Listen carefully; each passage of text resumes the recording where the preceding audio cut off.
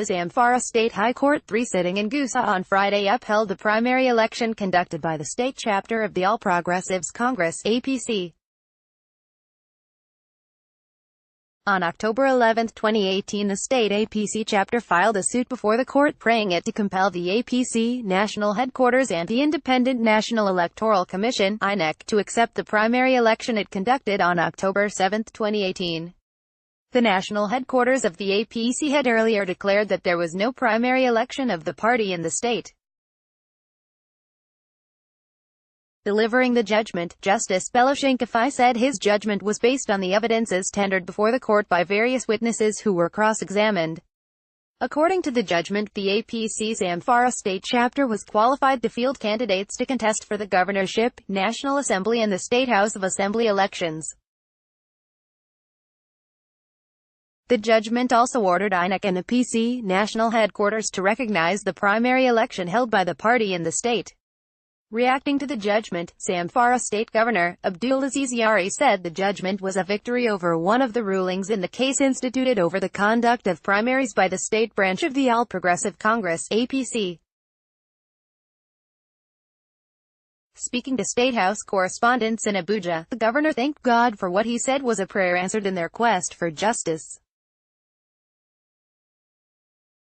"You remember sometimes in October, we began the struggle over whether there was primaries or not in Zamfara State with INEC," he said. "Even though we believed that we had undergone all the processes, and today, God did it once again for us by giving us victory." The court accepted that Zamfara APC conducted its primaries. "So, we are happy with the outcome and we thank the Department of Justice and the judges who stood their ground to ensure that justice is granted." The governor said the judgment had not come late as many other cases remained in court even as the elections approach. According to the governor, it is not too late.